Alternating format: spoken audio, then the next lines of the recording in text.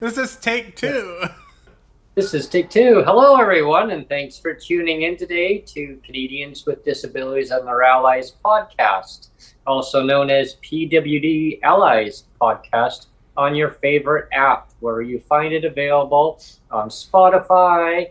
You can do it on Google Play, on your favorite app on iPhone. If you're an iPhone user, definitely check it out. Thanks for tuning in today, everyone. Today is an overview of just current events that have been happening across Canada. And as we know, a lot of conflicts that are going on around the world.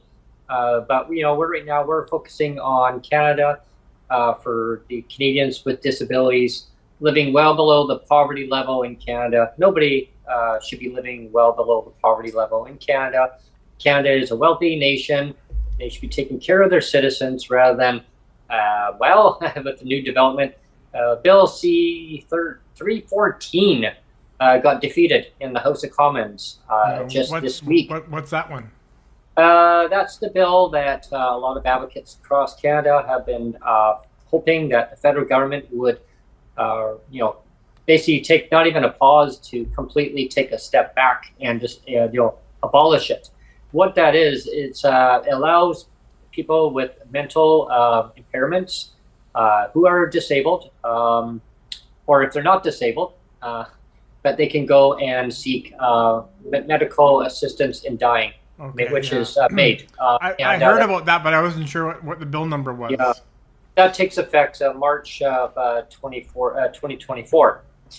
So that basically means that anyone who has PTSD, they've got any mental health conditions, anxiety disorders, you name it, it's easier to basically get approved.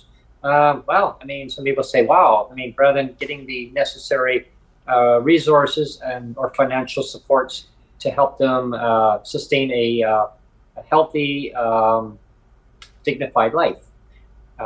In my view, and this is only my view, if somebody's suffering from a terminal illness that's unincurable, and then yes, that's fine. They can seek aid, right? But if it's because the government or governments across Canada, provincial and federal, if they can't provide the proper resources and the financial security, they call it the social safety net, right? That seniors get too. Then there's a problem because right now it's over 3 years ago when the Canada Disability Benefit that was promised without delay to Canadians with disabilities across this nation. Now we're still waiting. Might be another minimum 18 months to 2 years. I think it's going to be election low carrot there, Neil. I really do. I think it's a little, hey, vote for us, and we're going to implement it, and we have your back. Don't worry. But in the meantime, maybe instead of money, they're just going to give us a little piece of carrot cake. Well, they'll give you the option of applying for MAID, make it a little easier, right? So the ones that are going to tough it through, and it doesn't make any sense of delaying the inevitable, right? You promise something and you follow through. It's like me saying, I promised to have a guest on, and then the guest says, okay, I can come on, and I say, oh, yeah, no, I can't do it today. How about tomorrow? Well, yeah, but you promised to have me on. No, another day. And then I schedule in. I go, hey Neil, let's get this guest scheduled on tomorrow. And no, we're going to delay the guest. Now after a while, Yeah, and we should it's say off, right? that the fact that Joseph couldn't come on today was not your fault. It No, just no, so happened that Joseph got called into work, and so we can't begrudge him for that because he deserves to be able to work and earn money. So exactly. You know, yeah. one thing that I've learned in life is if my mom and I used to have this discussion all the time, so I'll just throw it out there. Is my mom would say, Brent, don't procrastinate. If you're gonna do something, just go and do it, Mhm. and don't delay it. Like, don't keep saying, well, oh yeah, no, tomorrow, and tomorrow comes, and then oh no, put it off to another day, another day, another day. And that's like the Canada Disability Benefit. To me, it's excuses. I used to have these discussions on once upon a time on Twitter Spaces when I used to do the open mic. We used to get into a big debate You about used it. to be on Twitter Spaces. I did. Yeah, once upon a time. It seems so long ago in a far, far part of the galaxy, way back when. People follow Star Trek. They'll understand. Yeah, I am your father. What? Luke, I am your father. But going back to the open mics, I look back at it, and these are the discussions that I had because I was really skeptical, and some people thought, well, why are you saying that? Like, I'm supposed to be all for the Canada Disability Benefit, and I started seeing question marks of the trend, and there seems to be a delay, and I thought, no, they're not going to pass this thing. They're not going to pass it. They're going to use it as a carrot, and anyone listening to this, the podcast, whenever it may be, I'm sorry. Like, I agree with all of you that, and I'm on board with you to get this Canada Disability Benefit going. But in the meantime, we need DIRB, right? Yeah, like Disability. I mean, Safe I was on record of supporting it too, but Yeah. I had my concerns. Like I was kind of attacked for supporting it a little bit, but in truth, like I supported the idea of it. Yeah. Yeah. Like I was on record as supporting the idea of it. It's like it's a great idea, Hmm. and I saw the potential. Like I was hoping, I'm hoping that it'll be good. I see Yeah. the potential in it. I hope that it's good. Yeah. And one of the potential things I see in it is the potential that as a result of the CDB that the provincial governments will be forced at that point to eliminate all clawbacks. So that is one of those things that potentially I see big potential in, but I'm not like a big rah guy because Yeah. I've got red flags. I got going off all over the place. Unfortunately, Yeah. but it is what it is. So for anybody that would say that, why are you always trumpeting the CDB? Well, the only reason why we trumpet the CDB is because it's in the news. It's front and center. But at the end of the day, like I still have my reservations about it. There's still a lot that we don't know. I mean, it's an unfunded bill right now. Yeah, it's empty. It's an empty It's bill. an empty bill. The framework is empty. It's just like saying you're going to sign on to the CRPD and then do nothing. It's Yeah. It's kind of like that, right? So it's like. Oh yeah, and we know how many years that's been already. Yeah, and it's been like what 12 or 13 years. 13 years. It's been 13 years since they signed on, and what have they done since? It's been Zero. It's been zero crickets, right? Yeah, exactly. It's like we've signed to it, but we're not gonna commit to it. Like It's like, look how we did. imagine if you got married to somebody and you say, I'm gonna marry you. You get engaged to somebody. And let's get married. So you get engaged and you wait for 13 years and counting, and you're still engaged. I will get married to you. I promise. I will get married to you, and you're still waiting 13 years later, and you still haven't put a ring on it. It's kind of It's kind of like that. Well, exactly. I mean, that's like they say the Canada Disability Benefit. Yeah, don't worry. We promised it, but eventually we're going to get it out there. But I'm sorry that you're suffering financially, emotionally. But we have help on the way for you. but yeah, we're not going to give you DERB, which is But basically. in the meantime, continue to kill yourselves. Yeah, exactly, because it will make it easier for you. Basically, what the federal government's saying. It is just it's not the Canada that I remember growing up. It's No, definitely not the Canada I no. remember. Definitely things have changed, and it can change back. I actually wanted to see the House of Commons do a revote. I do. I really want them to do a revote on that bill. And the MPs who voted down, really?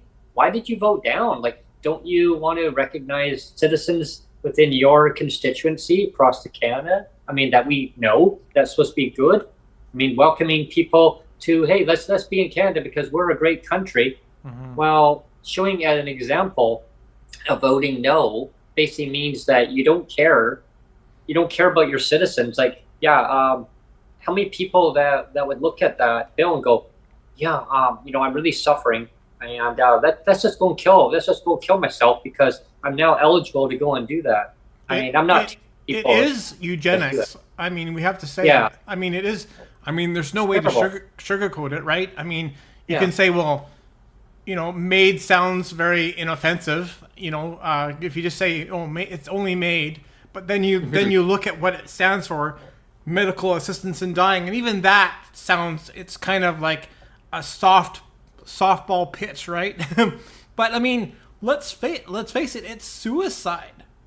it is. It is. It's legalized suicide, and I mean, and again, I mean, I'm not gonna get all religious because if people get Yeah, offended by religion, but the fact of the matter is I am a Christian, and as a Christian man, I get very offended with the idea that you know everybody can just go kill themselves with the approval of a doctor because right. you know I I'm sorry, but I believe that life is more important than that. That we have a creator that gave us life, and he has the authority.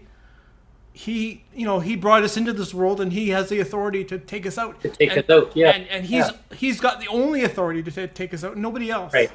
Yeah, And again, I mean, that's my opinion, and I mean, yeah, people can differ, but that's yeah. why I'm so against it, right? Yeah, and I remember when I grew up, going to Sunday school. I used to go to Sunday school and go to church, and for many years. And one thing that I always stood by, and it always stuck in my mind was exactly what we're talking about now, Neil. Is God basically put us on this earth for a reason. Yeah. There's a purpose of why every single person is here.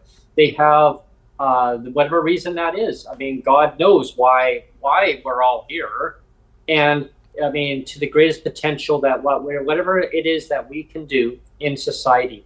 Everyone has their own knack for something, right? Is it that they want to do podcasts? Yeah. Is it that they love communication? Is it that they love they're a people person?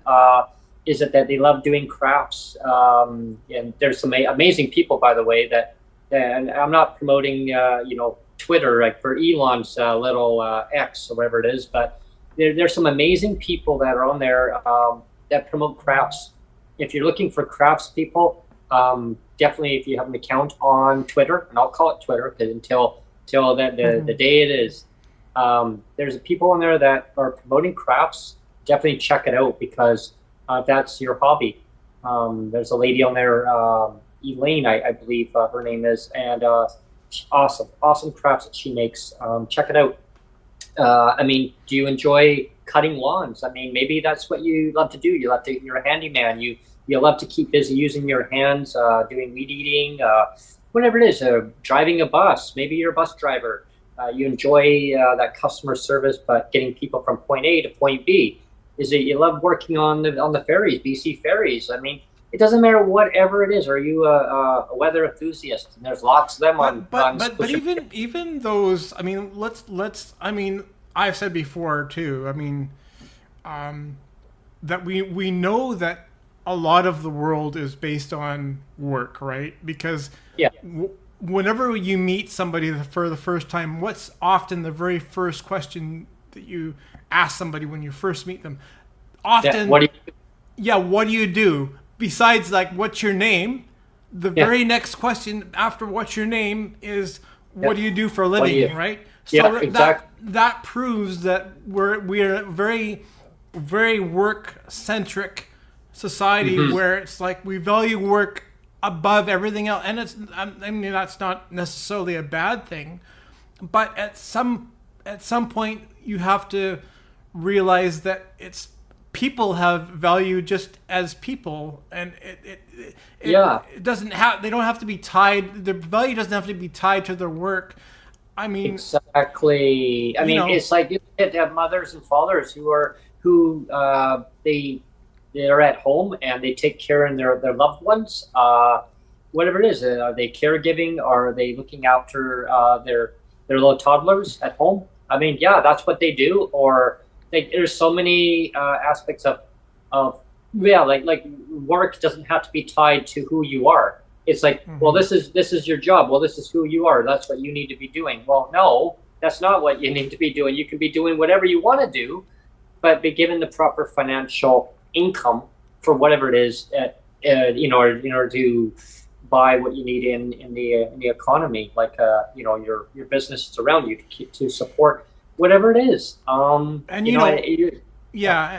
sorry, I was just going to say, and since I became heavily invested on all this advocacy stuff, even before you got me involved in this podcast, I did do, like I said, about 6 or 7 years with the Sam Sullivan Disability Foundation, and in that time, I was around a crap load of people with disabilities, talking to them one-on-one, face-to-face, got to know all of their problems and limitations that are no fault of their own, as you like to say, and some of the limitations are their disability, but some of those limitations are the fact that, say, for example, like I've said before, they can't get out of bed because their carrier doesn't show up, or some of the limitations are that they just don't get enough.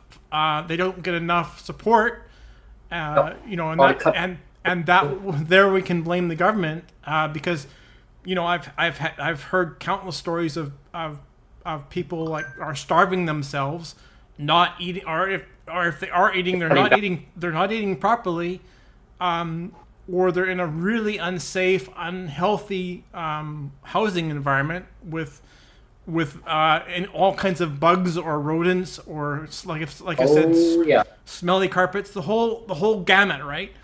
And I mean, or fruit flies too. You get massive fruit flies that are all over the place, and that's unhealthy too. And but what I was gonna say is, like, at the end of the day, like I said, it's about valuing the person, because even a person without any job, there's so many great people out there that I've met personally, and it's literally been hundreds.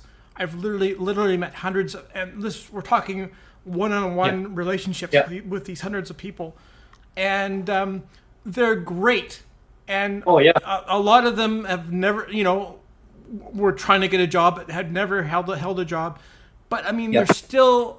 You talk to them and you realize they're still contributing a heck of a lot to society, because you learn about their stories, and you learn about how well connected they are to the rest of their family and community and friends, and what a huge support they are to other people. So you remove that one person, and all of a sudden, it's just like a domino effect. We've always talked about domino effects, right?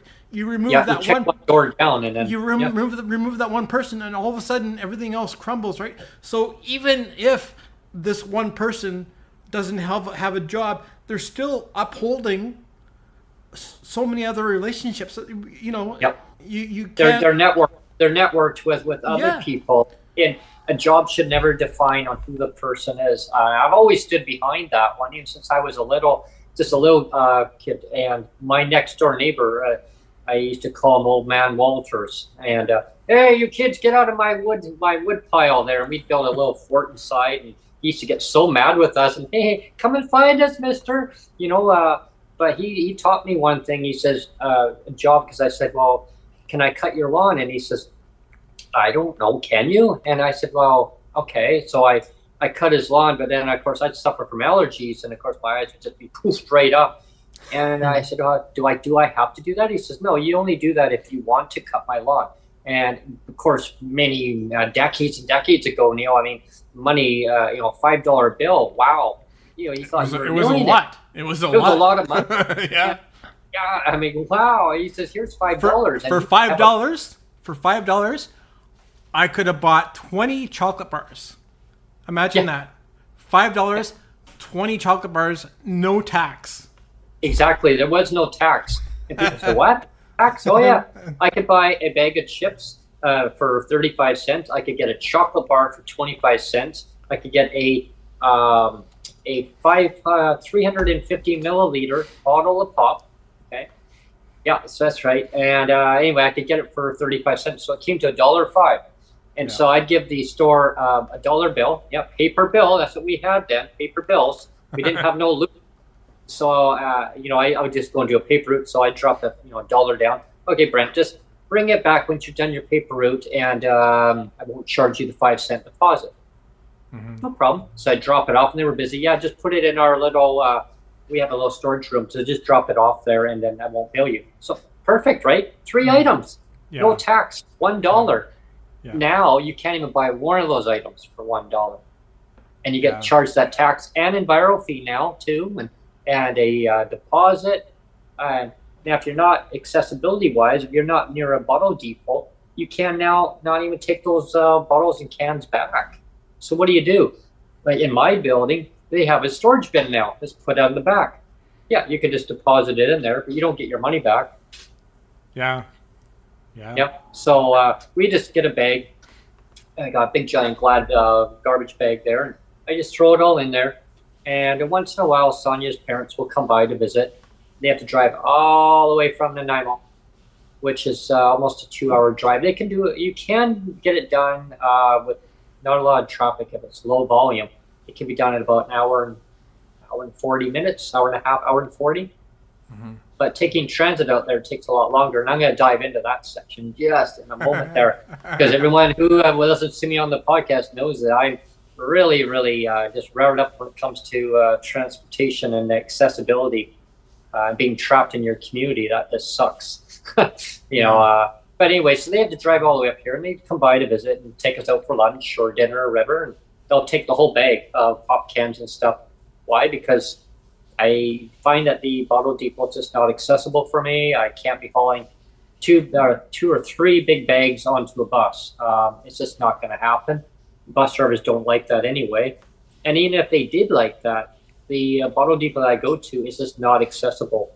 Up all the way up a steep ramp, all the way up to their building, and metal carts, and you've got to hold it up that way and on an angle if they're really busy. Then you've got to sort it all yourself, and yeah, it's definitely not good. And also, unfortunately, there's a lot of homeless people that are, unfortunately, when I say homeless people, the ones that are drug addicted, and they need some mental supports to help them in society.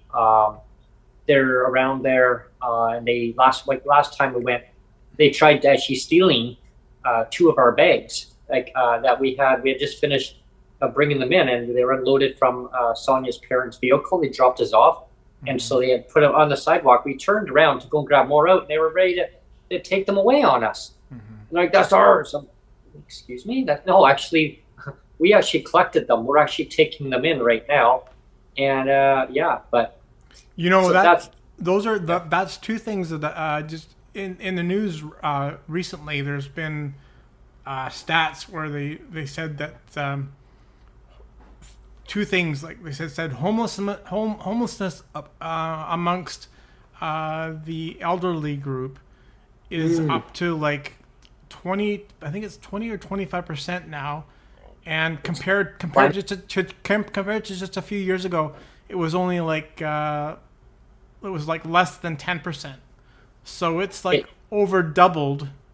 Yes. And also too, you're hearing a lot of stories about shoplifting now, and all these stores now. Like the big one is the London Drugs downtown, the downtown store.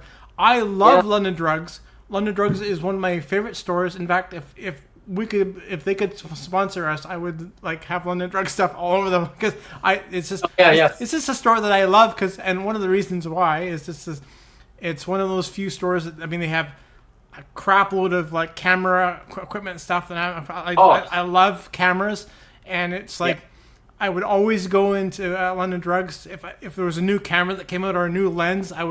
They'd have the whole counter, and you could just play with all the new shit on in the like, or even their phone section. They have like all their phones and stuff. Phones, yeah. I would just cordless ones. I would go in there and like basically just almost like for an hour like play with lenses and cameras and stuff. And I mean, it's great. But I mean, I should get back to my point. They're thinking about closing the store because of shoplifting. Staff are really scared for their. It's getting so bad that big name stores are saying, "Screw it, we have to close the store." It's getting so bad, we have to pull out and close the store down. On the news, it was indicated that the London Drugs, the one that you're mentioning, Neil, is in downtown Vancouver on Granville and Georgia Street. And I know that's my favorite London Drug store to go to when I go to Vancouver. For sure. Yeah. And there's a lady working in there, and Sonia said that we saw in the news. She goes, "She's still there." And last time when we were down there, she was still working. Oh yeah, and same lady. She's been there for decades. Some of the employees were so scared for their own safety. It's got to a point where they say, you know what, they just take it. They just go. And some of them at first were saying that please don't take anything. So they say, okay, fine. So they put it back, and then they turn around and they lunge at the employee, and with a hatchet. Yeah. So that's and why is this stuff happening? Why is it happening, Brent? It's very simple. It's because people are getting desperate because they have no money. And why do they have no money? Is because of government-imposed legislated poverty. That is a huge thing. I mean, I'm not going to lay the whole thing at the government's feet. I mean, it's not everybody that's disabled and on government assistance, of course. Because it's all but pink. It's a pink unicorn. Yes. But if the government did step in and at least help the most vulnerable, the ones that are on assistance now, that would solve a lot of problems. Yeah, there's another part that I want to kind of add on to what you're mentioning too. Is our podcast is all about Canadians with disabilities. And their allies is who that affects, like family members or people that know of people with disabilities. But it's also too, Neil, that it's on the a lot of that we don't talk a lot about on our podcast, but I just kind of wanted to throw a little bit in there to add on to our podcast, just for people that are listening, going, well, yeah, but I know somebody who's on income assistance. So people that are on income assistance across Canada, in British Columbia and across Canada, there's different provinces that will call it a new fancy name, like we'll call it a different pink unicorn. We'll spruce it up. We'll call it OW, like Ontario Works, OW. ODSP or AISH. Yeah, ODSP and AISH, and then on AISH is in Alberta. So whatever they call their income assistance, they can call it a fancy name, or we can polish it up and spruce it up. But there's a lot of people that have disabilities that are on the basic assistance, and then the government says, "Dear, we need you to do a work search. We need you to provide the address to the employer, phone number. When was the last time that you contacted them?" Meanwhile, they can't work. They're trying to get onto disability because they are disabled and they have limitations. Maybe no fault of their own. Maybe a lot of things happen in their life that are personal for themselves, and that is individual-based personal experience, lived experience, and the government has no business contradicting a person's well-being for who they are. If a doctor has signed off on them as a designated person with a disability, just because they are still sitting on basic income assistance, but it's pending for the government to look at the file and saying, okay, yeah, you meet the criteria. Yeah. Well, and that, like in 2002, you had somebody named Gordon Campbell, who just kind of arbitrarily just stepped in and said, you know what, I know more than the medical doctors. I know more than anybody in the medical field.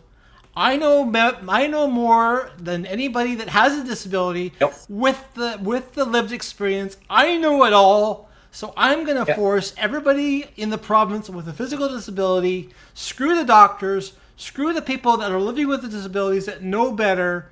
I know better. I'm going to force everybody to get reassessed because I know better. I'm Mr. Gordon Campbell, and nobody else knows it like I do. You know, and nobody can contradict because I'm the premier of British Columbia. And I'm sorry, but that is bullshit to the highest level. You know, and we have bullshit like that going on all the time. And I'm sorry, he's another one. If I saw him to his face, I would not be polite to him. You know, I wouldn't be like, you know. Well, the premier at that time put me through a lot of, raised my anxiety level. I was going through a lot of personal issues dealing with my mother at the time, my mom. I should clarify, I had a mom and a mother. I had two. I had a biological mother and I had an adopted mother. But my mom was my mom who I grew up with. And I had to deal with a transition where she was being kicked out of her home that she had lived at since I was a toddler. She was renting, but she had to deal with our landlord. And she could always stay there as long as she took care of the upkeep of the home. And if something broke down, she would have to go and get a contractor or some other company to come and fix something if she couldn't fix it on her own. And it was great. Unfortunately, the owner passed away and the daughters took over the home. But they claimed that they were going to be moving into the home. So, that was far-fetched because there's a loophole in the Tenancy Act in British Columbia that says if you have somebody who's of a family member is going to be moving in and within 3 months they haven't moved in, well then, hey. But they claimed that they were going to be moving into the home. So my mother was being evicted. Not even rental evicted, but just evicted because a family member of the owner was moving into the home, wanted to be closer to the hospital for health reasons. Went to arbitrary, fought it. Unfortunately, my mother lost on it because of that reason. There's a loophole in it. And I said, if you do this, my mother's health is going to deplete down. She's already a senior. She's already getting way up there in age. Let her live her last, decades. And I thought at that time, decades of that she's going to be, around till probably because of my mom's health condition, Neil, at the time, she had Alzheimer's and she had dementia. She had developed that, and it's a devastating condition that I would not wish that on anybody. I went through a lot of personal anguishing at the time because I didn't know how to deal and cope with it. I went and talked to my family doctor. He referred me over to another doctor to sit down for counseling to understand that it's okay, Brent. Like, it's okay that this is life. And so I became to understand that it was okay, but work with my mom the best way I could. So I had a lot of supports around me. And at the same time, while I was going through that, I got a letter in the mail stating that your file is being reassessed. You need to get reassessed to determine are you still eligible to receive disability assistance in the province of British Columbia as a designated disabled person. We're wondering if you've been miraculously healed from your... So, and that's what my doctor said, Brent. He says, did your disabilities go away? And why are you here? And they were beyond themselves. I know I've mentioned this before in other podcasts that I've talked about this. And I look back at this and no, like nothing's changed. I'm who I am. I mean, why did something change? Well, according to the government, they want me to refill out all these forms, Brent. I don't have. And he said, I'm pardon my language, and listening to this. I don't normally swear and curse on my own show, but my doctor said this in quotes. What the fuck is wrong with the provincial government? He says, what the hell is wrong with them? Do they have their heads up their ass? And that came from my family doctor. Here's the swear jar right here. The swear jar. I could not believe what my doctor said, and he was swearing the language that came out of his mouth after. I was told to go to McDonald's and go and have some lunch. Well, I couldn't get lunch. Why? Because they took my income away for a period of time until I was going to be reassessed. So I had no income. Imagine. Then people think, well, okay, listening to this podcast, then how did you get to your doctor's office? How? I actually had a pass to get me up there by taking a handy dart. Now, at the time, I had that pass. Now, I was going through the reassessment, so guess what? I didn't even have that now because they cut me off of all transportation. I didn't have a bus pass. I didn't have any means because I wasn't eligible.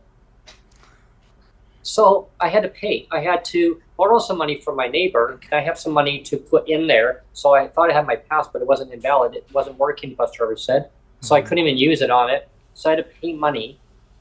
Of course, how do you pay that back when you got no money coming in? Well, I had to go and collect some pop bottles. So I paid back my neighbor to go and then where I was living, it put my neighbor, well, I call it my neighbors upstairs because I was renting the basement suite, and their mortgage was getting paid, partially paid, well, majority, I guess, partially majority, paid by the rent they were collecting. I wasn't able to pay rent. So now the lady that I was renting from, she was on maternity leave. She was a nurse. It put them into financial distress. And if I hadn't paid within the next month, I was going to be evicted. And guess where I would have been? On the street. So I wouldn't be doing this podcast right now. I don't know where I would have been at that time. I couldn't be back to my mom. And let's just pause. Sorry, Brent, but I just want to pause there because, you know, you just kind of hit a critical nail on the head there.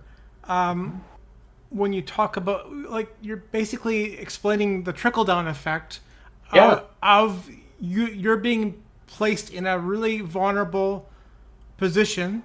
That's what poverty does. It puts people in a vulnerable position. But not only that, it doesn't just put you in a vulnerable position. It put the homeowners in a vulnerable position. Oh, it was huge. It was bad. And let's rewind the conversation we were having about London Drugs having to close.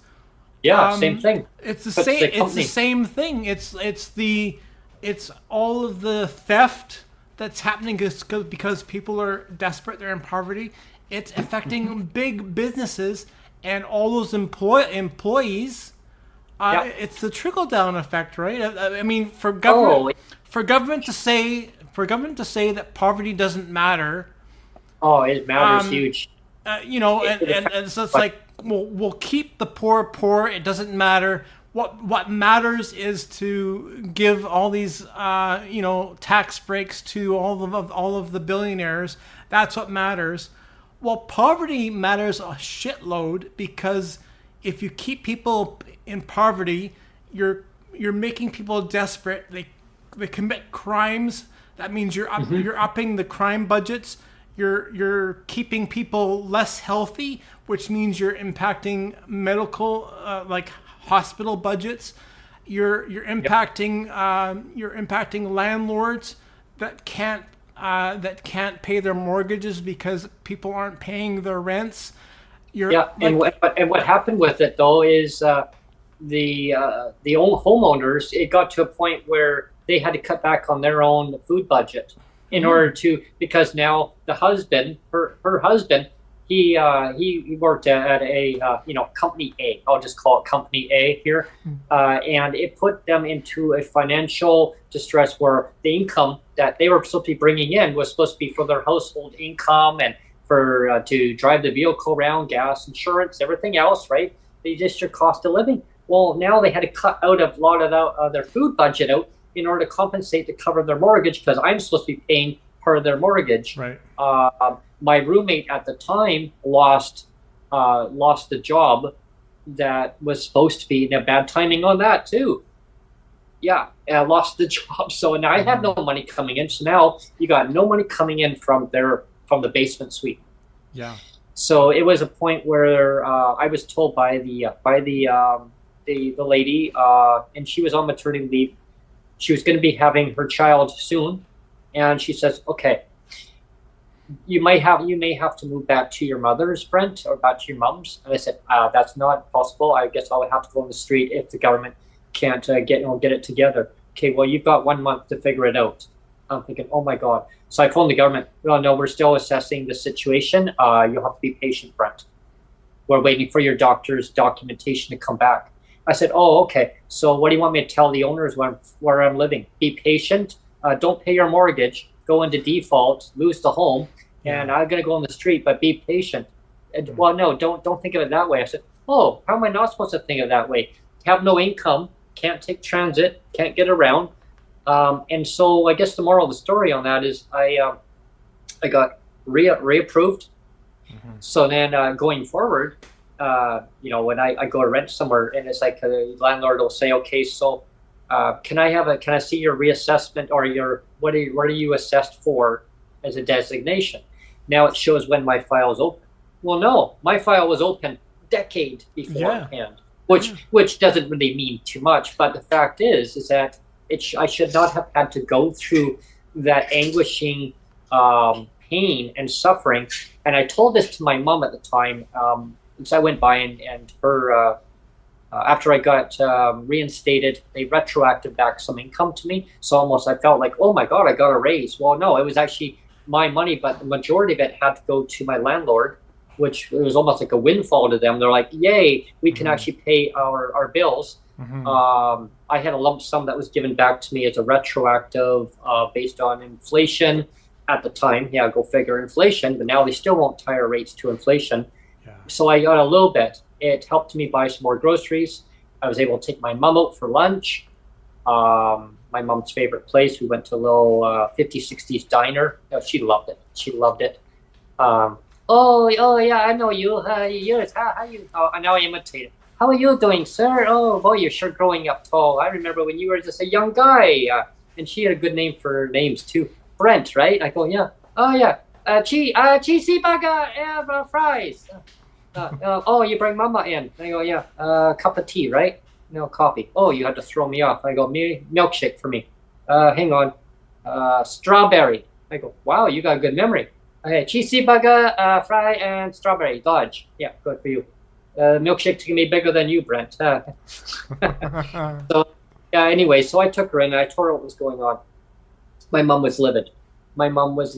And it always stuck in back of my mind. Where one thing that it said, and I brought it forward a few times. And I guess that's the theme that I always go with on the podcast. And I talk about lived experience, because my mom says only you, Brent, know what your capabilities are.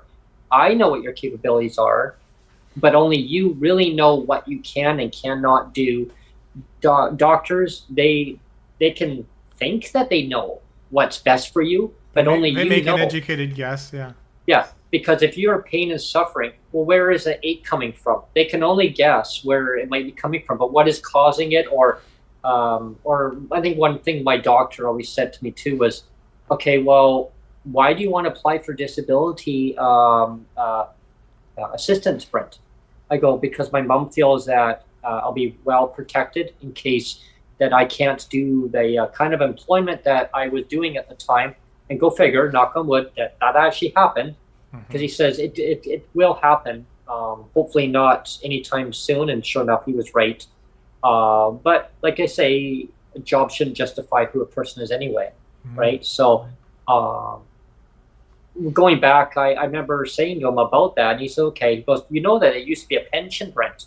It used to be a pension. I go, no. He goes, oh yeah, it used to be a pension. I don't know why the government changed it. I mean, what changes? A person's life doesn't change. It's who they are. A pension is a pension. I mean, look at seniors; they have a pension, a GIS, guaranteed income supplement, OAS. But apparently, if you have a pension, it can be turned into a pink unicorn, like the one behind your head. Unicorn right here, everyone. There's a pink unicorn right behind me, and I have it. That gobbles up pensions and spits them out and makes them into nothing. Yeah, and people probably wonder why. And they'll say, pension? Pension? What pension? I don't see a pension. Poof, gone. It just magically disappears or magically appears. It's on what the government of the day wants to look at policies, and policies can be changed.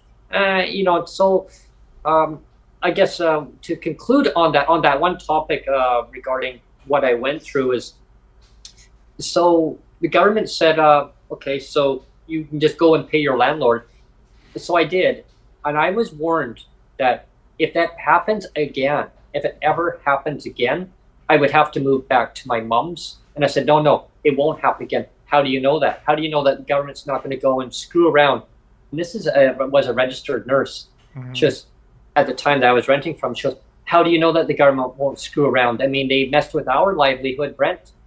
They messed with your livelihood. Mm-hmm. You couldn't even go and see your mom, who your mom is going to be having to go into a home that I was putting my mom into a home at the time, you guys. Eventually, we were making the transition because we had put her into a different house that she was living, that she had to move into. She hated it with a passion. Her dementia and Alzheimer's was kicking in at the time. She called it the dungeon.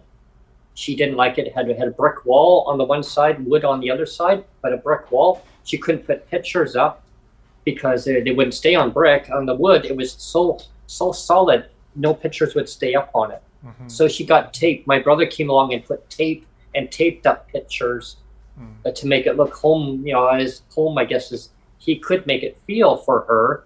But here's the kicker, I guess, to finish off on that part of the segment, is that the government even said, yeah, you may have to, your landlord's right, you may have to move back home. I can't. Why? Because it's based on household income. That's why I actually moved out, because eventually my brother ended up moving back home. Well, first, I was actually living with my mom. My mom applied for old age security. Mm-hmm. Now she applied for SAFERS. SAFERS, for people who don't know what that is, it's a subsidized income that for seniors, where they can still live in their same home. They don't have to live under a government supportive housing. They can still live in their same residence that they've always lived in. If they love their place, they don't want to move, they love their community. So my mom got it, but the criteria is based on a household income. So because my income at the time from provincial disability and my mom's pension, it was getting pretty close to that threshold amount. And then it did get to that threshold amount. And then so my brother's income, it would actually ballooned it up above. So it was all three of us could not live in one household. So it came to a point where the government said, one of you unfortunately is going to have to move. My mom goes, Brent has to stay. My brother was more independent. He was able to look after himself. He's just his own individual self. That's fine. It worked out good for him. And so unfortunately, he ended up having to move back. And I actually ended up moving with a friend of mine. And I thought, good, because my mom, I loved her very much, but I just could not live under the same household any longer with her. It was time for me to move on and grow my wings and just be who I am. And my mom wanted that for me. And she was frustrated, but the system wouldn't let her have all three of us. And I said, I'm fine with that, Mom. She goes, are you okay? Are you sure you're going to be okay? I go, I'll be okay. I will be okay. I said, I will have to be okay, because eventually something happens to you in life. I'm going to have to learn that I'm going to have to just be okay. And she was okay. So I moved. My brother moved back for a while. Then eventually we had to put her into a home. So I visited her a lot. And of course, I had my bus pass back. Everything was fine. Yeah, I had the $45 a year bus pass back, but I also had my own bus pass. People say, well, yeah, you get around. Well, yeah, I got mine through the CNIB, because I am registered with them. So it got to a point where I had to get some stuff updated. So I got all that taken care of. So for me, I'm fortunate that I can still get around. So I saw her, and I spent a lot of quality time with her, but her health diminished because of government's choices that they did. My mom explained that to me too, that she said she noticed that her health was starting to go down. She didn't know what was going on as it's part of your condition, but it escalated. It escalated things faster for her than it needed to be. And she was only 80 years old, Neil. She died 6 days before her 81st birthday. And it always stuck in my mind because her birthday was on the 27th. Mine's on the 27th. But hers was in July. Mine's in September. So it was always that favorite day that her and I would say, hey, yeah, yours is a few more months later, right? So yeah, August, September. So yeah, 2 more months, right? Yeah. So it was good memories. I cherish and all the memories that I had with her, and I want people to understand that, like, cherish the memories that you have with your loved one that's around you, because you just never know. And when the government, when they imposed that, when they voted down the C-14, it really is really bothersome because, like, my mom was going through all that pain and suffering. Imagine, okay, just imagine for a moment, folks, that if that was available when my mom was still around, my mom was pain and suffering, but she could have just went and said, yeah, you know what? Yeah, I'm going to go and apply for that. She didn't want to. She could have applied for that because of her condition. She didn't have a terminal illness, though. Yeah. She was healthy as can be, though. Like, she wrote her. And to me, that's just not right. Yeah. Right. I mean, you're right. I mean, like I said, there's a higher authority, and the higher authority of God should be the one that says. I mean, I always tell everybody that I meet that's willing to listen is, like, you kind of alluded to it too, is that the only reason why I'm still here, and the only reason why you're still here, and the only reason why anybody's still here is because God still wants you here. That's the truth. Whether you want to believe it or not, that is the truth. That I'm still here, and you're still here, Brent, and everybody else is still here is because God wants you here. So for a government and to put the onus on a doctor to say, you know what, this doctor is going to overrule what God wants. Mm-hmm. To me, that it's not proper. Like, as a Christian man, I have a real hard problem with that, right? I just do. So yeah, and that's something that it's unavoidable when governments make these policies, so-called policy decisions, when they want to push through a bill. I think there was 167, I believe, MPs who said nay, 150 said yay. Yeah. Like, really? Like, and I'm not going to point out different MPs who voted no, but there was a couple that I stood out there, and I saw the list the other day, and I didn't, you guys, anyone who's listening to this now, I was disgusted. I was very disgusted. I didn't even repost it. Somebody had brought it to my attention. Could you, please repost this? I didn't. I was done. I was done when I saw that. And I was really disappointed, very disappointed of some of the MPs who voted no. Why would you vote no? Like, why would you say, yeah, it's okay? Mm-hmm. I mean, and one of them who was in charge of the Canada Disability Benefit, really? And the new one, really? You know who you are, and this is my opinion, okay? Like, I'm just saying, it's my personal opinion. And so they can't go back. They can't go back after me and say, hey, we're gonna go after you because you said this. This is my own personal opinion of, well, should you not vote in favor of protecting citizens' lives and giving them the proper financial support?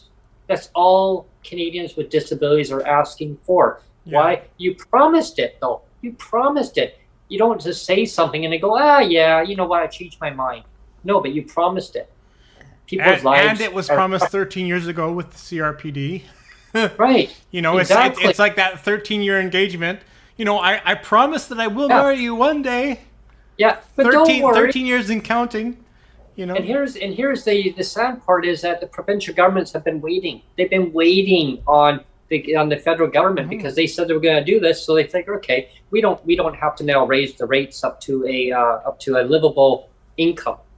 When I say livable income, I mean there's the poverty line in the sand that they just draw a line. This is the poverty level. Is it MBM? Is it LICO? Okay, I know Jeff, awesome, right? And Jeff is advocating to get our incomes up to no less than the poverty level of Canada. Now, there's the MBM formula, then there's the LICO formula. MBM is the lesser. And the government don't care what level of government it is, they love to go with the lesser. Now let's go with the lesser. They don't need more. They don't need to live. And, let's go and buy a cappuccino today. Oh, let's go and buy some avocado toast. I mean, no. I mean, let's go up to Burger King. Oh, what the heck, hey? Oh, gee whiz. No. Well, on tomorrow's special broadcast, and I don't want to give too much of it away. Oh, yeah. But it is going to be with Dan Trace. And he's going to be broadcasting from a very special location, and it's going to be top secret until we launch. But and again, we don't even know exactly when he's going to launch. It's going to be sometime between 8:30 and 9 Pacific, so that would be maybe 11:30 or 12 noon Eastern, somewhere in there, ballparkish. But we're basically, he's basically going to be talking, I think, kind of what we're talking about now, accountability in government, because it's so huge, right? I mean, we have people that are voted in, and their one job is to be the voice of the people. They're not their own voice. I mean, they like to be their own voice sometimes. But they're not supposed to be their own voice. They're supposed to be the voice of the people. Yep. They're supposed to be their representative. And that's where the accountability gets missed, I think, is that some of them forget why they're there. They're not there. They're not there for themselves. They're there for us. And they're elected officials to represent the constituents in their community, and that's why they got voted in.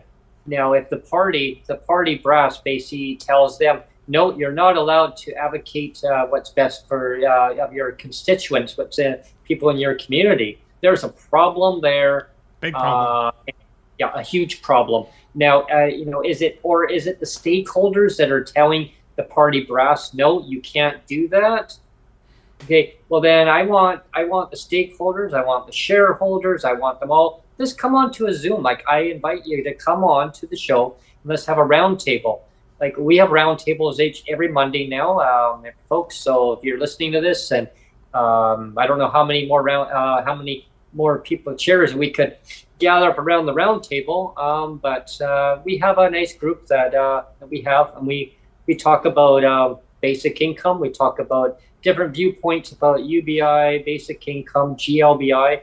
Just different viewpoints on how do we get to having the proper income for Canadians with disabilities in Canada, and everyone has their different viewpoints, and that's why I find so interesting with the podcast that we do here.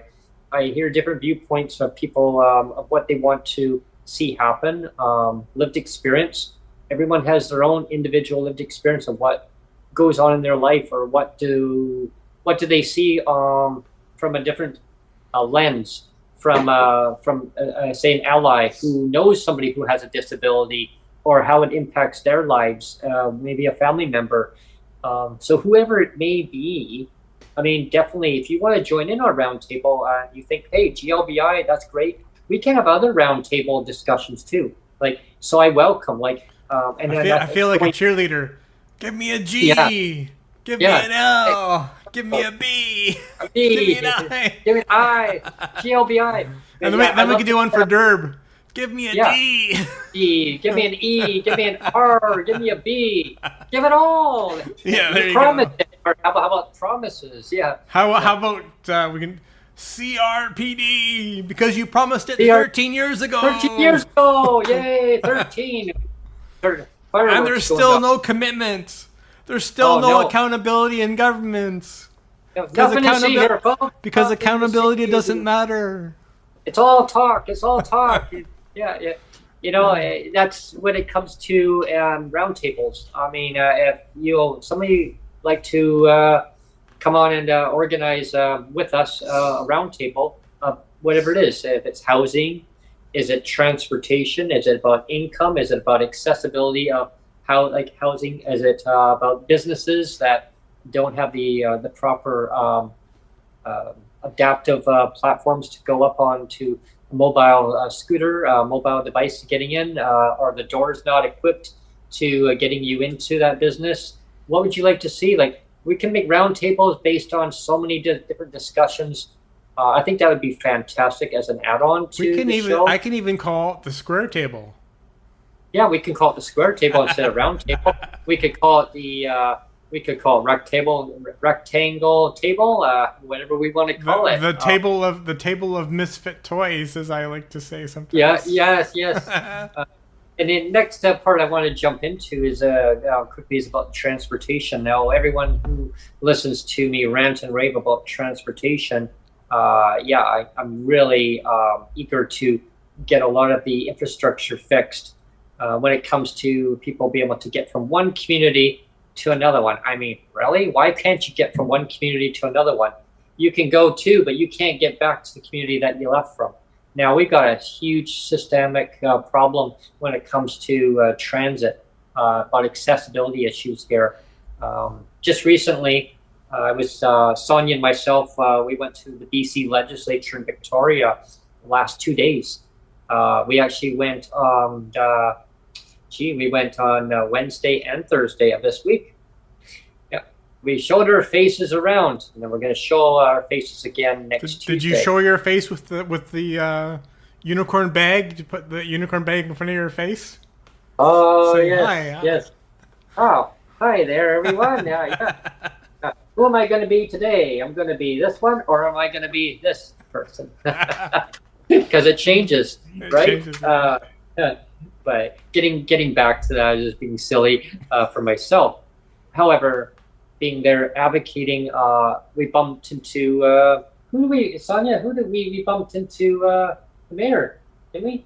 The former mayor. Yeah. We bumped into the former mayor. That's right, the former mayor of Victoria, Lisa Helps, and we mentioned. I introduced her and myself. She's like, "Oh, hi, Lisa." And she was walking with another person along a walkway up to the cenotaph, because we had the great shakeout yesterday at BC legislature, and so everyone had to evacuate the building right before a question period. They had the statements, and then we all had to leave, and for a while, and then just go outside, and I called Lisa. I said, "That looks like Lisa."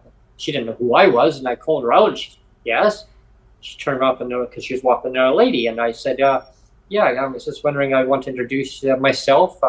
So I introduced myself, and Sonia introduced herself, and so I said, "We're self advocates." Oh, okay. So I told her about the podcast here. Mm-hmm. Oh, wow. I said, "Yeah. I mean, this is what we talk about, lived experience, and we talk about homelessness and transportation, income inequality." I didn't really get into a lot of stuff with her. But as soon as I mentioned the keyword homelessness, I really got her attention fast, because she's quite an advocate when it comes to homelessness in her city. I also brought the attention about transportation, which that's what I'm going to be talking about next, is that I said we can't get to and from Duncan. Sonia made a good point, which I'll speak unless she actually wants to say what she said to Lisa. Did you want to say, Sonia, or did you want me to? I don't remember what you mentioned about Thanksgiving. Oh, that was Sheila. Yeah, I know. But over to Lisa, we also mentioned to Sheila too, but we couldn't get to and from the community. Yeah, she was quite perplexed that you couldn't get back from Duncan back to Victoria. I said, you can get to, you just can't get back from that community. Oh, well, then we need to get that fixed. I go, right. I said, we moved here over 2 years ago when you were mayor. And so I kind of left it at that. It's it was kind of like a kind of a job of saying, well, yeah, but we moved here. Yeah, when you were mayor, we were advocating about that at that time. But Yeah. that's fine. That's fine. But going forward, I'm going to make sure that the current mayor knows that transportation needs to be fixed. I have brought this forward to the transportation minister, and one of our guests that we've had actually on the podcast, Neil, Sonia Personal. I know that she's been really advocating about getting the BC I Transit. would love to have her back on again because Oh yeah, she hasn't been on since our reboot here on YouTube, and I would just love to be able to actually see her face to face. It'd be great. Yeah, definitely, and she's a strong advocate when it comes to getting the proper transportation to and from the community. And we bumped into Sheila Malcolmson too. At the BC Ledge, which is wonderful. She was like, wow, she was so happy to see us. And we were talking to some other MLAs, and then she went by us, and then she came back again. Oh, you're still here. So, yeah. And we brought up the topic where Sonia had mentioned to Sheila Malcolmson that just recently we had Thanksgiving. We had to turn down the invitation about going to her parents for Thanksgiving because we couldn't get back from Nanaimo. We could get from Victoria to Nanaimo and connect up to a bus in Duncan, which is it's about an hour and 25-minute transit ride from here, from Victoria to Duncan. Mm-hmm. And then you connect up in Duncan to a bus that goes to Nanaimo, which is an hour and 10-minute bus ride from Duncan. So we could get there, but we couldn't get back on the same day. Yeah, there's only one bus in the morning, folks, that leaves BC Nanaimo in the morning at 7:57 a.m. That is the last bus that's going to get you as a connection to get to Victoria. Like it'll go to Duncan. It gets there at 9:07, and then you leave at 9:26, I believe it is, and then you can get out to now Victoria. At one time, we kept pushing the transit on that because I said you can't get back. So what it was is that Duncan actually, Cowichan Transit, changed their system because I kept pushing them on it. I said, well, you can't get back. So they tweaked it a little bit. Oh, okay, well, now you can get back. Only if you leave at 7:57 from Nanaimo in the morning. But you have to get down to the bus exchange for 7:57 in the morning. So if you're staying somewhere, visiting, now you have to get a drive at, say, 7:15 in the morning. And then, so if if she's staying at her parents', well, now you have to inconvenience her parents to get us down to the bus exchange for that time in the morning. That's not really fair, because you can't go later in the day. There are other buses that leave Nanaimo later in the day, but they won't connect up with the last bus that leaves Duncan at 9:26 in the morning. That bus from Cowichan, Duncan, I call it, was they had 4 of them in the morning. They took the first one away in the morning of them, so they have 3 of them, and they put that first one, they pushed it forward to 9:26. So they really did not, Neil, they really did not improve the transit amount of buses going out. Yeah. That same bus will go and get to Victoria at 10:45 in the morning. It parks there until after 1 o'clock in the afternoon, and it comes back at 1:15. So bus driver has like over a 3-hour break. And people then wonder, what's Brent talking about here? What about the other 3 buses? Well, the other 3 buses left Duncan in the morning. Now they're parked there for the day. This is like a math problem. Yeah. If bus A leaves the station at 9:15, and bus B. The bus B parks there for the day, and it leaves there later in the day. So they're parked there really on average, I think I calculated between 8 and 9 hours. And I told Sonia's parents this, and they said, say what? Oh yeah, they're parked there for the day, folks. Like They'll leave Duncan at 5 something in the morning. Taxpayers' dollars. And they're parked there until like the first bus that one leave at 9. I'll have to get that right. It's either 9:23 or 9:26. I just haven't really looked at it carefully. But anyway, we're not going to call you a liar over 3 minutes. Yeah, exactly. But anyway, it's that bus leaves at that one leaves at 1:45 in the afternoon. Now the other ones that I'm referring to, the other 3 buses that leave Cowichan, okay, they're parked there until 3:45. 3:45. Now, which one was it? Which little culprit was it of those 3 buses in the morning? Oh, was it the first escapee that gets to leave at 3:45, and then the other ones leave after, right? So yeah, the other bus driver meets up with the other one. Hey guys, are you enjoying your day? Hey, I only get to have a 3-hour break. You guys get to be here all day. What were you doing all day? Driving another BC Transit bus in Victoria? I don't know. Yeah. But so anyway, Sonia's mom, she was trying to figure out why we still can't get back. She goes, but you got back before you came by to visit. And I said, yeah, I did like a breaking with Brent. She goes, yeah, I remember you showing me the video. I go, yeah. I said, my voyage from Victoria to Duncan and then to Nanaimo. And then we came back. Remember that other segment I did about the breaking with Brent? Yeah. She goes, so you made it back? I go, right. And Sonia made a point to her mom and said, yes, but we came back on a Saturday. Yeah. So if you want to come back any time during the day, you can come back on a Saturday, but you can't during the weekday unless you leave at 7:57. So during the daytime, you are stranded. You are now bound in that community. You can't leave that community to get back. Mm-hmm. There we got a problem there. I need to get this fixed. And it's really not difficult. You have a built-in vacation of 6 or 7 days before you can leave. Yeah. Again. Yeah. Now you have to inconvenience basically her parents of staying there for that time frame, and it's not fair to them. Mm-hmm. Yeah, it's definitely not. I imagine, if you want to be homeless for 6 days instead, you guess you could do that, or you could technically. And now I phoned up the transit. Get this, you guys, listening to this podcast. I was told by Cowichan Transit and Victoria Transit, same wording, identical wording. Cowichan said, talk to Victoria Transit. Victoria says, talk to Cowichan, because Cowichan provides the service.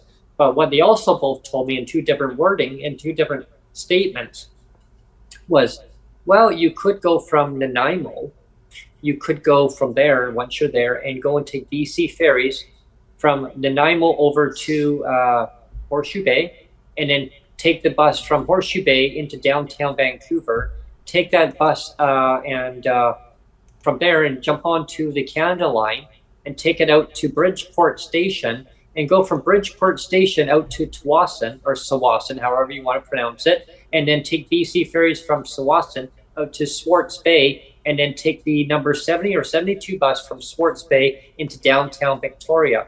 That would probably take you about 8 or 9 hours, but you could do it. I said, right, and that's going to cost me a hell of a lot more money. It's going to cost me about almost $19-something per person to do that. Mm-hmm. So almost $80. They said, okay, that's right. Yeah. And they said, or you could take the Island Link bus. I said, yeah, that's $75 per person. That'll take us from Nanaimo to Victoria. I said, but better yet, why don't you just provide service? Because I can tell you from Coquitlam, British Columbia, to Chilliwack, BC Transit runs across different municipalities, different cities, and they came to the great understanding that to provide adequate transit for their commuters all the way through. And it's not just a commuter service, Neil. It runs throughout the day, mm-hmm. back and forth. Imagine that. What a concept. Yeah. So, and that one there, like I used to take it from Carvolth and Langley when I lived in Langley once upon a time. We used to love going out to. I know Carvolth because that's where my parents live, right there. Yeah.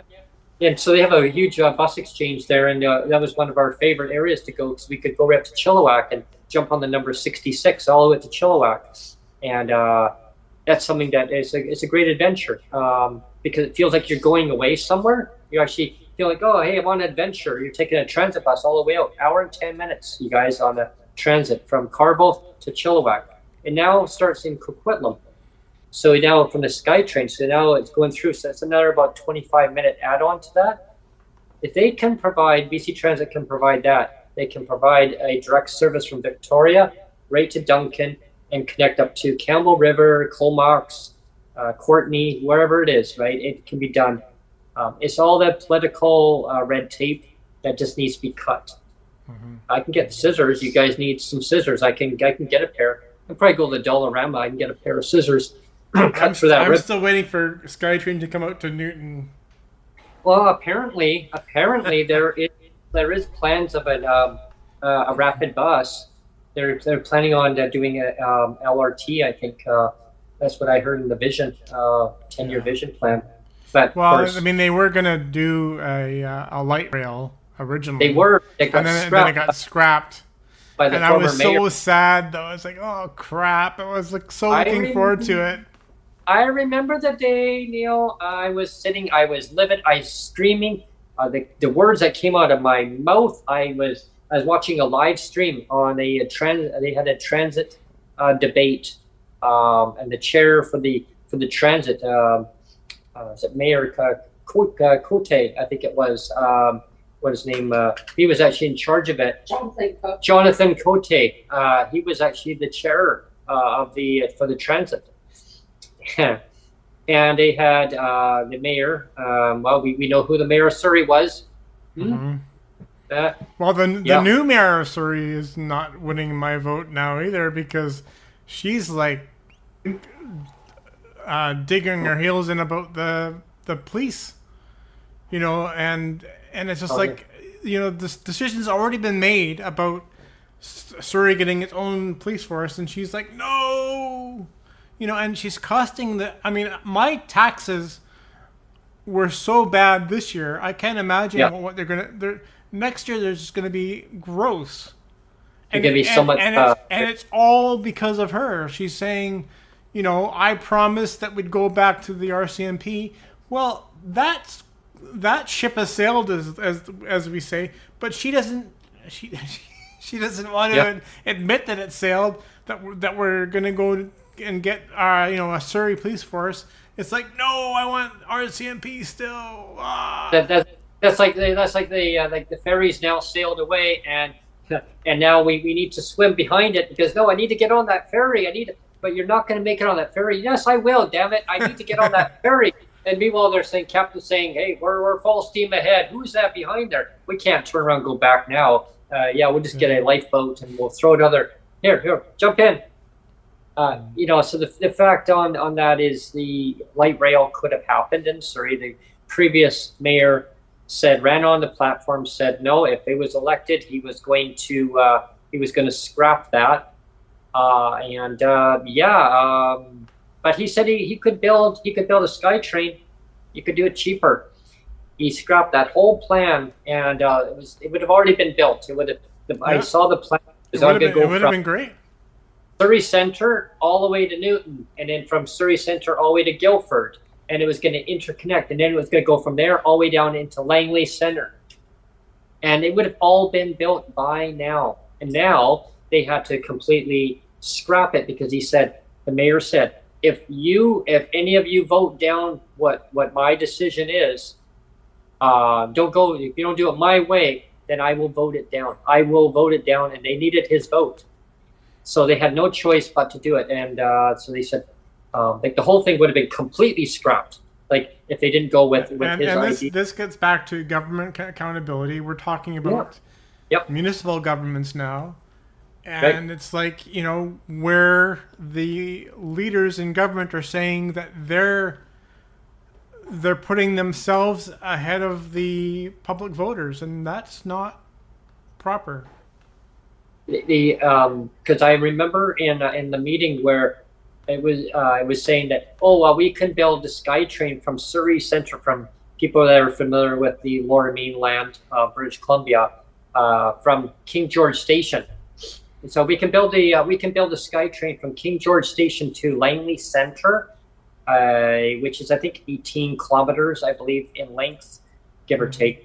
It's still, it's definitely a journey on a bus, especially in rush hour. And when I lived out there, it was starting to get busier. and now it's even extremely busy apparently.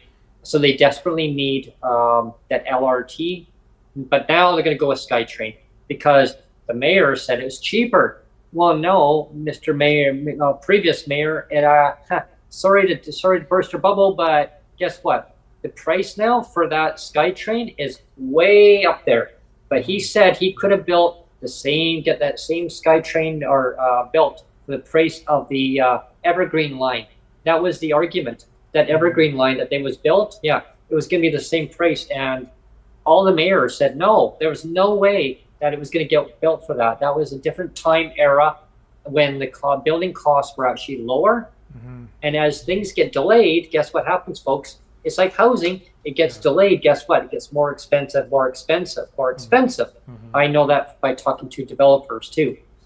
And when I was so livid when I heard that, I'm like, you're going to collapse a whole project that could have helped people in the communities get to and from where they need to go to. The capital projects would have been a hell of a lot cheaper. It would have already been done, opened up. But no, you affect businesses, people's lives, all because of what? Just because you want to get voted in?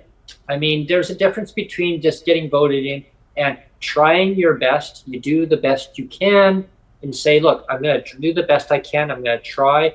I'll promise something, but if I don't succeed, I would say, hey, this is what I promised to do, but I wasn't able to succeed on that. But at least I would say I tried. But some of them won't even do that. They'll just get in and this is what I'm going to do, right? Give them back their bus pass. Give them back their bus pass.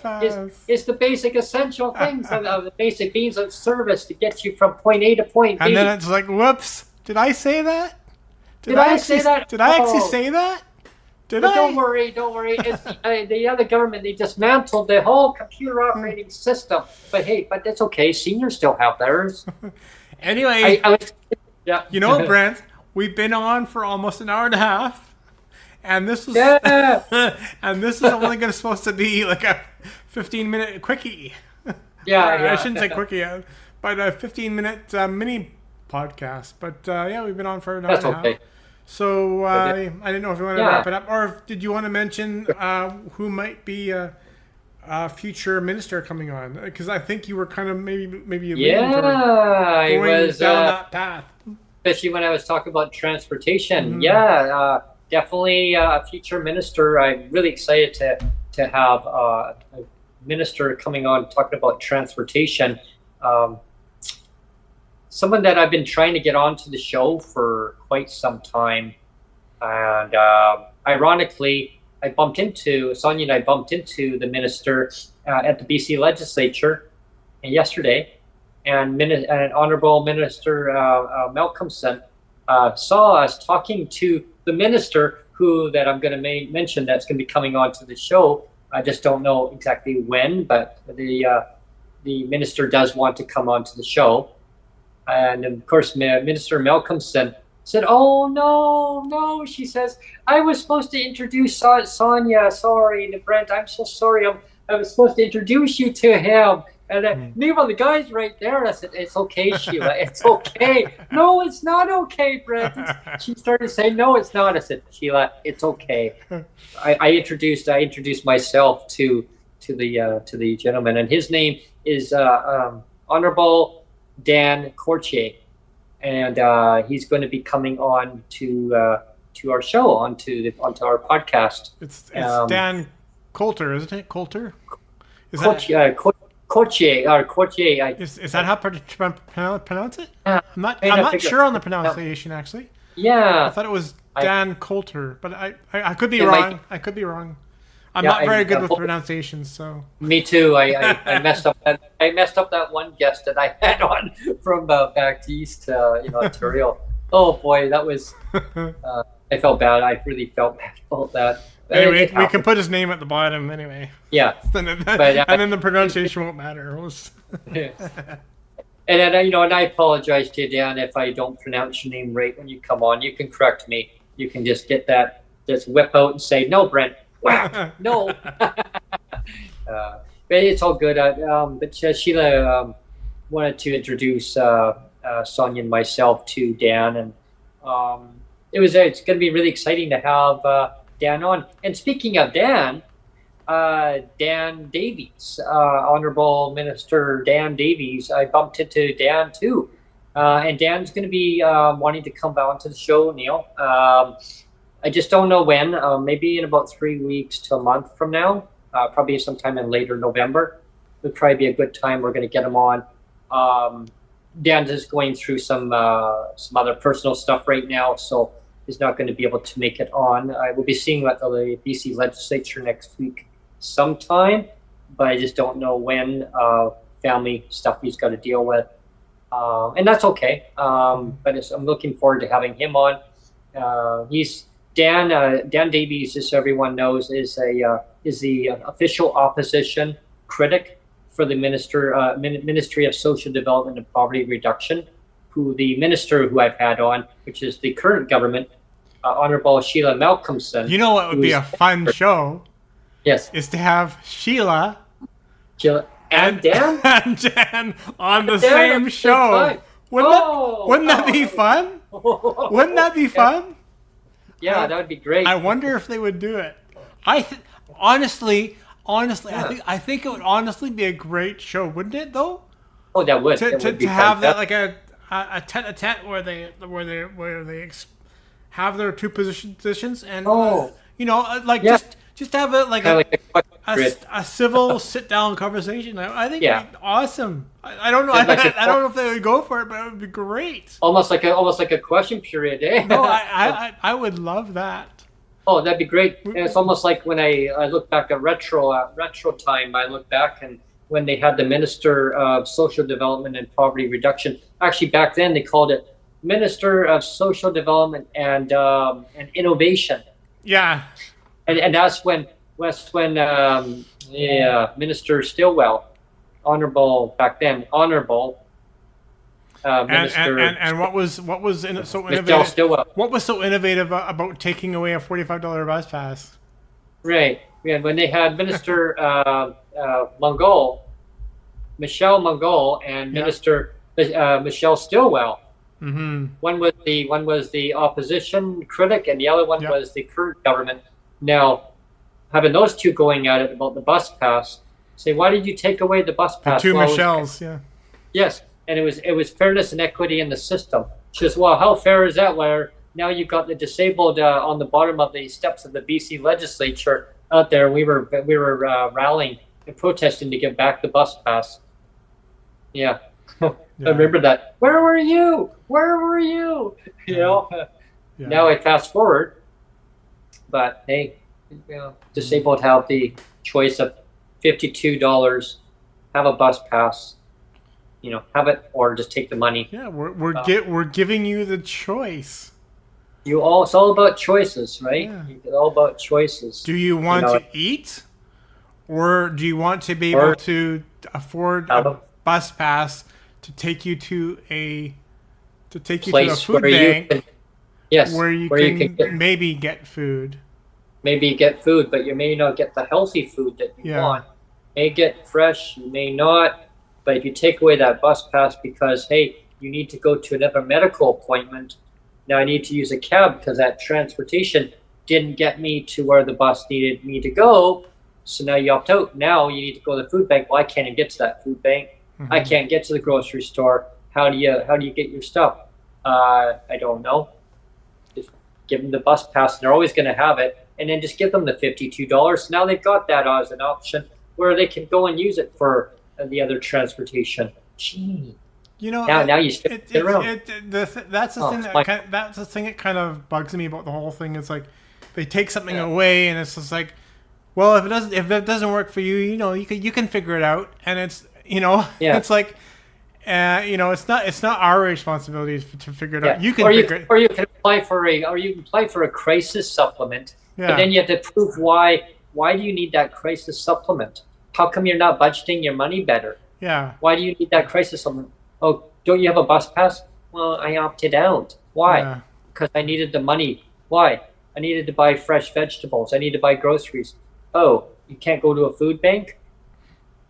You know what I mean? Like, yeah. wow. It's a very circular yeah. argument. It's like chasing the tail back around and around.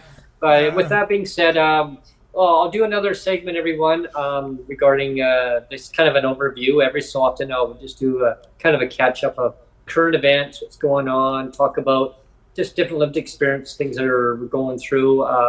Yeah, and I look forward to anyone wanting to come onto the show. Reach out to myself or Neil, and there's our email addresses are there. I mean, we can put them on the bottom of the screen. I'm going to actually turn this into like I said, this was only going to be a 10 or 15 minute little blurb, almost an advertisement. Yeah. But we've kind of expanded it into a whole show now. Yeah. So I'm just going to post it as a show.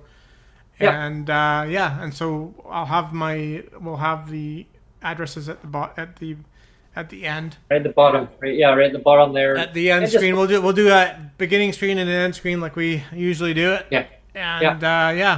And oh, most definitely. There's, if you want to be a guest on the show, talk about lived experience. If you have an idea about a round table, definitely let us know. I'd be more than happy to set up a round table of, having too many at a round table, it can get really. I would like to have maybe Jennifer come on. Actually, maybe reach out to Jennifer and see if she can come on. Yeah, definitely. We can make a round table of whatever the discussion is of that topic. We can have maybe 5 or 6 people. We have a round table that we have right now about GLBI and basic income UBI, like I said earlier in the podcast. But we can have other round tables of, is it about transportation? Is it about housing? Because housing is a hot topic. I'd love a whole bunch of different topics. And I think it could really get a lot more people involved in the disability advocacy and about lived experience, because it affects everyone in Canada. It doesn't matter who it is. You can be born with a disability. You will get a disability further in life. You can get multiple disabilities.